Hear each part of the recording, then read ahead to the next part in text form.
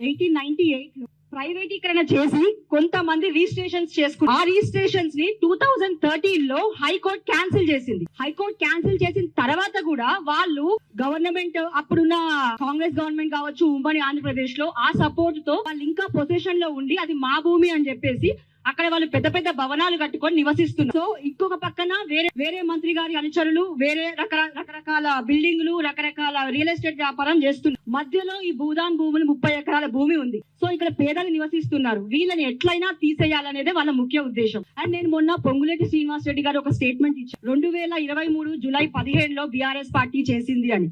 అది కాదు, యాక్చువల్ గా అక్కడ జరిగిన విషయం ఏంటంటే ఎవరైతే 89 లో దొంగ రిజిస్ట్రేషన్లు చేసుకున్నారో అది 2013 లో క్యాన్సిల్ చేస్తే దాన్ని ఏదైతే మా బీఆర్ఎస్ పార్టీ పెద్దలు వాడు అజయ్ కుమార్ గారు కావచ్చు, కేటీఆర్ గారు కావచ్చు, దాని గురించి ప్రొటెక్ట్ చేయాలనే ఆలోచనతో అక్కడున్న ప్రైవేటీకరణలో ఉన్న ప్రైవేట్ వ్యక్తుల భూముల్ని స్వాధీనం చేసుకోవడానికి ఆ రోజు వెళ్తే ఆ రోజు కూడా అక్కడున్న ప్రజల్ని మభ్యపెట్టి దుష్ప్రచారం చేసి బురద జల్లి బీఆర్ఎస్ పార్టీ మీద అనేకమైన విమర్శలు చేసి వాళ్ళు ఈ రోజు గద్దెనెక్కారు.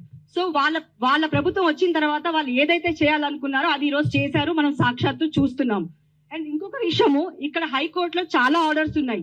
ఒకటి 2017 లో ఉన్నాయి, 2019 లో ఉన్నాయి, 2021 లో కూడా ఉన్నాయి. ఏంటి అయ్యా అంటే రెవెన్యూ షుడ్ నాట్ ఇంటర్ఫియర్, ఇంకొకటి డెమలిషన్ చెయ్యొద్దు అని చెప్పేసి కూడా ఆర్డర్స్ ఉన్నాయి.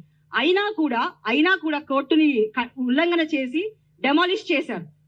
అది ఎంత పెద్ద నేరం అనేది అందరికీ తెలిసింది. సో దాని ప్రకారం కూడా మేము లీగల్ గా ఫైట్ చేస్తాము, కోర్టులో కంటెంప్ట్ చేస్తాము. ఎవరైతే ఇంతకు ముందున్న అడ్వకేట్స్ తో కలిసి మేము దాన్ని ముందుకు తీసుకెళ్తాము. అదే కాకుండా ఇక్కడి నుంచి నేను చెప్పదలుచుకుని ఏంటంటే 62 ఎకరాల 7 కుంటల భూమి ఏమైంది, అది మా బీఆర్ఎస్ గవర్నమెంట్ ఉన్నప్పుడు 2017లో మా ఎంఆర్ఓ గారు 154 రెవెన్యూ దాంట్లో అఫిడవిట్ ఇచ్చారు. 62 ఎకరాల 7 కుంటల భూమి ఉంది అని చెప్పి ఇచ్చారు. సో ఆ లెక్క ప్రకారం ఆ భూమి ఏమైంది, మిగతా 30 ఎకరాల భూమి ఎక్కడికి వెళ్ళింది? సో దాని గురించి ఇప్పుడున్న ముఖ్యమంత్రి కావచ్చు, ఇప్పుడున్న ముగ్గురు మంత్రులు కావచ్చు సమాధానం చెప్పాలి. తుమ్మల గారు మొన్న ఒక విషయం చెప్పారు, లీగల్ గా ఎలా ఉంటే అలా ప్రొసీడ్ అవుతాము అని చెప్పేసి. మరి దానికి లీగల్ గా ఇన్ని కోర్టు ఆర్డర్స్ ఉన్నా కూడా మీరు without giving any prior notice మీరు ఎలా డెమాలిష్ చేస్తారు? దీనికి మీరు సమాధానం చెప్పాలి. అండ్ పొంగులేటి శ్రీనివాస్ రెడ్డి గారు మొన్న మీరు ఒక ప్రెస్ మీట్ పెట్టారు. ఆ ప్రెస్ మీట్ కి ముందు ఏం జరిగింది, తర్వాత ఏం జరిగింది, ఎంతమందిని మీరు భయభ్రాంతులకు గురి చేస్తున్నారు? ఇక్కడ ఉన్న పేద ప్రజలు వచ్చి మనకి సమస్య చెప్పుకోవడానికి కూడా వాళ్ళు భయపడుతున్నారు అంటే మీ ప్రభుత్వం ఏం చేస్తుంది? సో మీరు ఒక్కసారి రివ్యూ చేసుకోవాలి. దీన్ని మాత్రం బీఆర్ఎస్ పార్టీ కేటీఆర్ గారు మొన్న ఖమ్మంలో ఏదైతే చెప్పారో ఖచ్చితంగా మళ్ళీ బీఆర్ఎస్ గవర్నమెంట్ వచ్చిన తర్వాత అక్కడ ఆ పేద ప్రజలు ఎవరైతే ఉన్నారో వాళ్ళని గుర్తించి ఖచ్చితంగా ఇల్లు కట్టించడం అనేది జరుగుతోంది.